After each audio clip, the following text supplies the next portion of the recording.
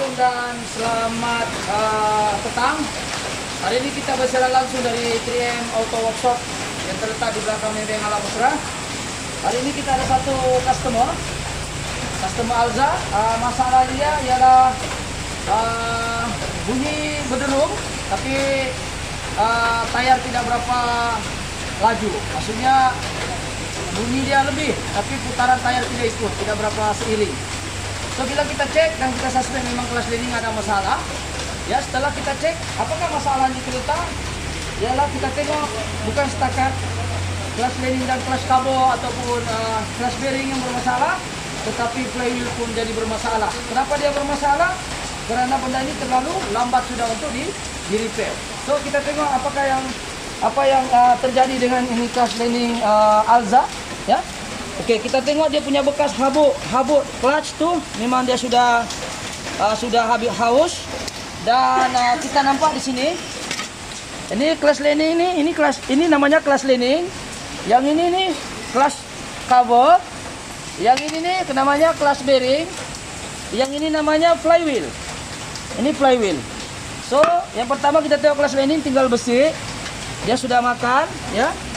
So kita tengok apakah efeknya pada flywheel, ya. Flywheel dia sudah makan, ya. Nampak garis-garis ini? Dia sudah makan. Kita tarik kuku ada sangkut-sangkut. Ya, jadi kenapa dia jadi calar begini? Sebab dia duduk macam begini. Dia duduk begini, dia tinggal besi. Ini besi sudah tembus. Dia bergeser. Sepatutnya kelas ini dia tebal macam ni, macam kasut. Tebal. Tapi oleh kerana orang ini terlambat sudah.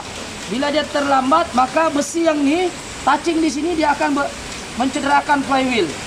So apa yang kita boleh buat, flywheel ini untuk menyelamatkan kos, kita bawa pergi skim sahaja. Tapi lagi cantik sebenarnya jangan skim, sebab kalau kita skim tambah tipis. Tapi dia makan ni sikit, mungkin kita boleh tolong untuk menyelamatkan kos, kita skim saja. Sebab itu dia makan ni, okey? Itu yang pertama berkenaan dengan kenapa flywheel makan, ya, ataupun haus, ya. Selalunya kita kelas leading habis, kita hanya ganti kelas leading dan kelas kabel serta kelas bearing. Tetapi sekiranya kita tidak skim ataupun kita tidak tukar nih, ya, bergantung pada budget lah. Kalau customer cakap dia mau tukar, dia tukar. Kalau dia nak jimat, kita skim saja. Tapi kalau kita tak skim lah, contoh lah, apakah efek dia? Efek yang pertama, bila masuk gear tu dia tak rata. Bila dia tak rata, dia ada jacking sikit masa masuk start gear 1. Sebab apa? Sini sudah tidak rata permukaan sini. So, kita akan cadangkan dengan customer untuk skim ataupun tukar. Okey, ini kelas leading kita nampak sudah habis, ya. Dan kelas kabel pun kita nampak ada garisan sini, ya. Garisan ni dia sudah makan juga. Sebab dia duduk ini macam. Ya, duduk ini macam. Duduk macam ni. Dia sudah makan. Besi pun sudah berupa besi. Nah, dia makan. So ini flywheel duduk macam ni. Ini kelas kabel duduk begini. Okey. Jadi dia duduk begini. Bearing akan duduk macam ni. So dia punya kedudukan seperti ini. Dia duduk seperti ini. Macam itulah. So kita akan keluarkan satu-satu. Okey, satu flywheel kita keluarkan. Satu kita keluarkan kelas leading. Satu kelas kabel. So bearing ni kita tengok kedudukan bearing. Macam mana kita nak tahu bearing okey ke tak okey? Yang pertama, setelah kita buka senang kita tahu. Dia sudah bising. Minta maaf lah sebab ini hujan di luar. Jadi bunyi bearing tu tak ketara. Saya buka saya punya mikrofon ni untuk saya bagi dengar.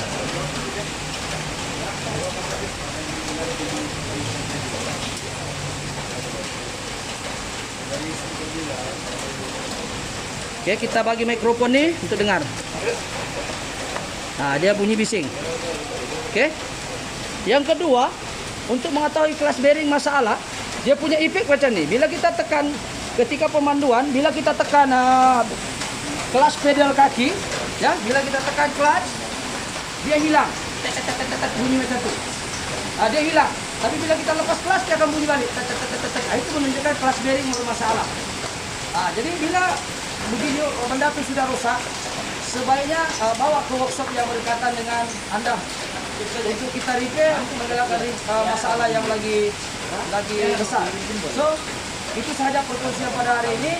Nasihat saya pertama, sekiranya kereta Anda menghadapi masalah pickup kurang, ada bawah hangit, jadi minta bawa ke workshop yang berdekatan untuk menghilangkan listriknya lagi besar, seperti Alza yang ada depan saya tadi, flywheel sudah makan. Oke, yang kedua, apabila kita tukar kelas kabo yang baru dengan kelas bearing, jom kita tengok kelas kabo dan kelas bearing yang baru. Kita gunakan brand yang diakui bagus, ya, yaitu XCD Jepun lah. Kita tengok perbezaan kelas kabo baru dengan kelas kabo lama. Kita nampak sini, ya, dari segi belakang dia, bearing ini sudah makan, bekas bearing, ini halus. Kita nempak di belakang ini, permukaan sini, dia sudah makan, tuh ada garisan tuh, nampak garisan nih. Oke, itu untuk kelas kabo. Untuk lining, ini lining baru, ketebalan dia baru. Untuk kelas lining brand XCD ini kira kategori oke. Kalau boleh jangan pakai brand yang tidak bagus lah, sebab upah untuk menurunkan ini mahal, dalam 200 lebih. So pakai ya brand yang bagus. So kita tengok kelas lining yang lama, apakah perbezaan dia? Kita nampak perbezaan dia. Satu tebal, apa? Ini yang asalnya tebal. Sebab itu kelas lining ini dia ada tahap, yaitu besi sudah masih di dalam. Tapi bila besi ini sudah habis, seperti ini habis, lubang nampak besi, dia akan bergeser, dia akan rosakkan flywheel. Yaitu dia punya ketebalan ini pasti jangan sampai masuk ke kawasan yang ada besi. So itu kelas lining dan kelas cover. Ini kelas lining yang baru. So kita tengok bearing bearing MRK ini boleh dikategorikan oke juga lah. Tapi paling bagus NTN, NSK. Tapi apa yang saya mau tunjuk bukan brand, tapi saya mau tunjuk apa beza baru dengan lama. Yang baru kalau kita pusing dia tiada bunyi. Dia tiada bunyi. Saya buka mic saya, banding dengan tadi.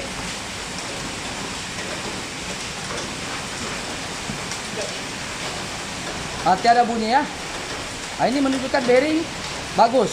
Jadi kalau kita tekan kelas, lepas kelas dia ada perubahan pada bunyi. Menanya kelas bearing sudah haus. Oke. Itu saja perkongsian hari ini. Sepatutnya pakai bearing yang ini pun boleh dikatakan MRK-nya oke juga. Tapi yang paling bagus sebenarnya NSK ataupun NTN.